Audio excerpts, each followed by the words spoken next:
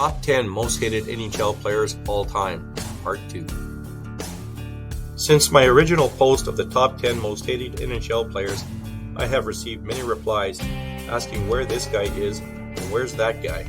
So, for those who felt I omitted players more deserving of being on the dubious most hated list, this one is for you.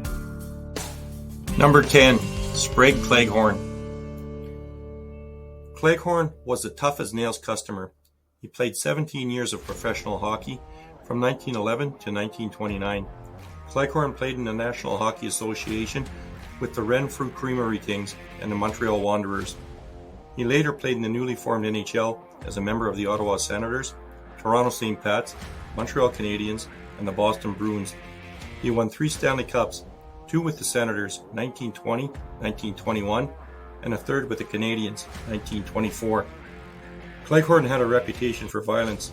He was twice charged with assault for on-ice incidents, which triggered a push to have him banned from the NHL.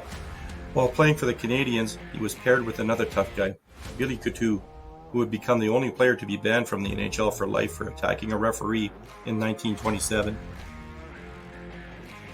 Some of Cleghorn's most heinous acts include striking Ottawa Senators defenseman Lionel Hitchman in the head with his stick during the 1923 playoffs.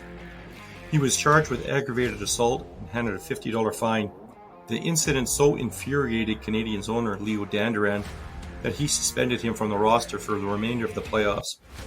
The previous year in 1922, he was the catalyst of a brawl in which he injured 3 Ottawa Senators players, Cy Denneny, Eddie Girard, and Frank Niber. Ottawa management attempted to have him expelled from the league, and a referee labeled him a disgrace to the game. Cleghorn ended his NHL career with 538 penalty minutes in 259 games. Cleghorn would finish his NHL career in Boston, where he became a mentor to future Hall of Famer Eddie Shore, who became an equally fearsome competitor in his own right. Number 9, Matthew Barnaby. Matthew Barnaby has the kind of facial expression that compels you to want to punch him.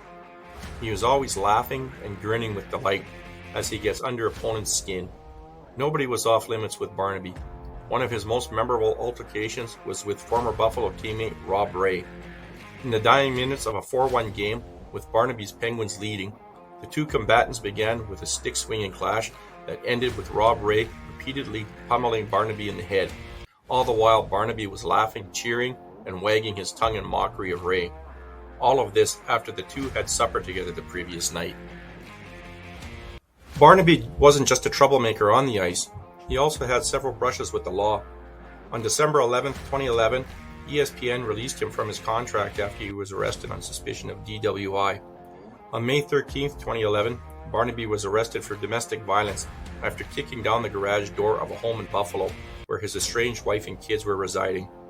On December 5, 2011, he was arrested for driving a car that was badly damaged and missing a front tire while under the influence of alcohol. On March 5, 2020, Barnaby was arrested in Nashville. This time he was involved in an altercation with bystanders and choked a bar's bouncer while intoxicated. Matthew Barnaby is no stranger to trouble on or off the ice.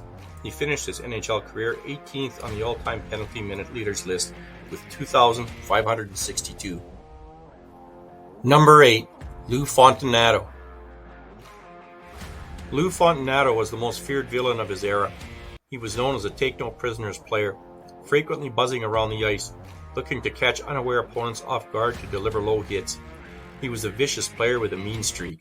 His tactics included illegal holds, grinding opponents into the boards, and savagely whacking players with his stick. At 200 pounds and standing at 6 foot 1 inch, Leaping Lou was an intimidating player on the ice. He was the first player in NHL history to be assessed more than 200 penalty minutes in a season, accomplishing the feat in his rookie season. "If I can whack a fellow into the boards often enough," Lou once said, "he starts lifting his head to look for me instead of concentrating on the puck." Fontinato had a long-standing feud with Gordie Howe. He once whacked Howe over the head with his stick, cutting Howe with 6 stitches. Fontinato was as tough as they come, but when you live by the sword, you die by the sword. Fontinato is known as much for being a nasty, dirty player as much as he was for the night of February 1st, 1959.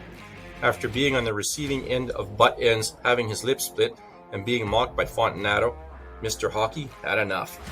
On the said night, Fontinato went to deliver another savage hit on Howe, but this time Howe was ready, raising his stick and nearly severing Fontinato's ear. Howe grabbed Fontinato by the jersey and with his left hand began delivering several uppercuts, breaking his nose and dislocating his jaw. An observer later described the blows as whop, whop, whop, just like someone chopping wood. Number 7. Steve Downie. Steve Downie has a long history of being overtly aggressive and attempting to injure other players. Early in the 2005-06 Ontario Hockey League season, he initiated an altercation with teammate Akeem Alou during practice.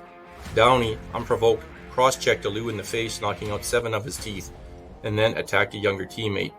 The incident stemmed from Alou's refusal to be the victim of a hazing ritual. Downie received a 5-game suspension and was later traded. Alou later commented that the attack was racially motivated, calling Downie a racist sociopath, and further that, he looked at me and saw a black boy with a weird accent and didn't like me because of it. I was attacked because of the color of my skin. In his professional NHL debut, during a preseason game against the Ottawa Senators, Downie intentionally left his feet to deliver a dangerous hit on Dean McCammon. Downie was suspended 20 games by the NHL for deliberate intent to injure.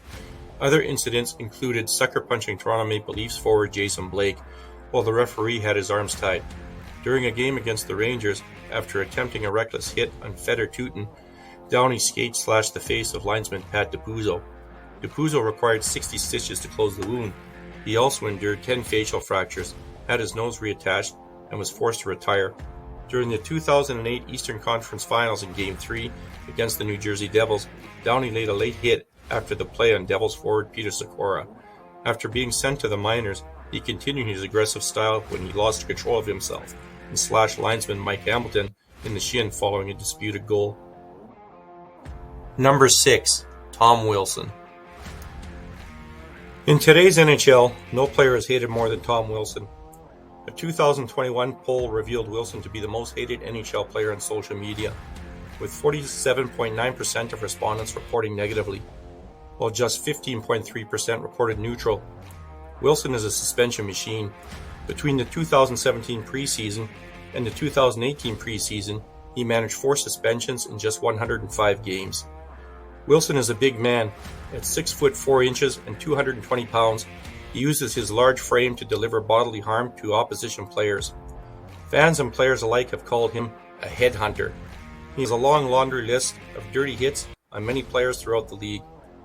In 2021, he once again drew the ire of opposing coaches after causing serious injuries to Brandon Carlo of the Boston Bruins and later to Artemi Panarin of the New York Rangers. Number 5. Billy Smith. Battling Billy, or Hatchet Man, he was named because of his hot temper and his penchant for using his stick and blocker to clear the front of his net. The Hall of Fame goaltender and 4-time Stanley Cup winner of the New York Islanders was a fearsome competitor. Smith was the type of player that held a grudge and would retaliate in like manner. In Game 1 of the 1983 Stanley Cup Finals, Smith slashed Glenn Anderson on the knee, causing the Oilers star to miss practice the following day. Oilers general manager and head coach Glenn Sather called in the league to reprimand Smith for an attempt to injure match penalty, which the NHL denied. In Game 2, Smith leveled Wayne Gretzky with a wild swing of his stick just as Gretzky was coming out from behind his net. Some felt Gretzky was embellishing, while others felt it was a deliberate attempt to injure. Later in Game 4 of the series, Smith was handed a 5-minute penalty for diving. Smith truly hated the opposition, even refusing to line up for the traditional handshake at the end of the playoff series. During an Islanders practice, superstar teammate Mike Bossy wired a shot at Smith, which he took offense to. Smith charged after Bossy with a stick, but was subdued by his teammates. Bossy once commented that Smith didn't like anyone talking to him before and after games. Such was his intensity. Dave Taggart Williams on Billy Smith. Smith was good and sneaky. He'd use his stick like an axe, Williams recalled. Williams vowed to exact revenge. I was waiting to get him. I can't remember if it took me 1 game or 10 more games, but I hit him right across the neck, as hard as I could. I was going to cut his head right off. The only thing that pissed me off was that I didn't cut his head off. I was going to catch his head and throw it in the bleeping stands. Number 4. Dale Hunter.